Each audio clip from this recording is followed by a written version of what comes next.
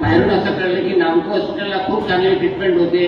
संदीप ईशी म्हणून आहेत, त्यांच्याशी मी संपर्क केला आणि त्यांनी एवढी चांगली ट्रीटमेंट मिळाली मला. आणि विशेषतः नामको हॉस्पिटलच्या सर्व काही स्टाफ आणि सोशल वेलफेअर ऑफिसर ज्या अशा येऊन आपुल केली, त्यांनी मला खूप हिंमत दिली. तेव्हा तो एक संघर्ष तर मी हारलो, मिसेसला मी गमावलं 2 वर्षापूर्वी.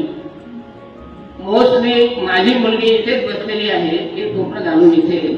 मुलगी आहे माझी, मॅरिड आहे, 2 छोट्या मुली आहेत तिला, आणि तिला पण अन्ननलिकेचाच कॅन्सर डिक्लेअर झाला.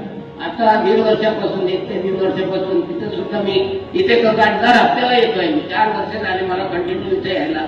पण मला एक असं सांगायचं आहे माझ्याकडून, जेवढे काही सगळे स्टाफ बसलेले आहेत तिथे, इमर्जन्सीला तिला कधी ऍडमिट करायचं काम पडलं तरी त्या खूप कोऑपरेट करतात. संपूर्ण स्टाफ एकदम कोऑपरेट करतात आणि त्यांच्याबद्दल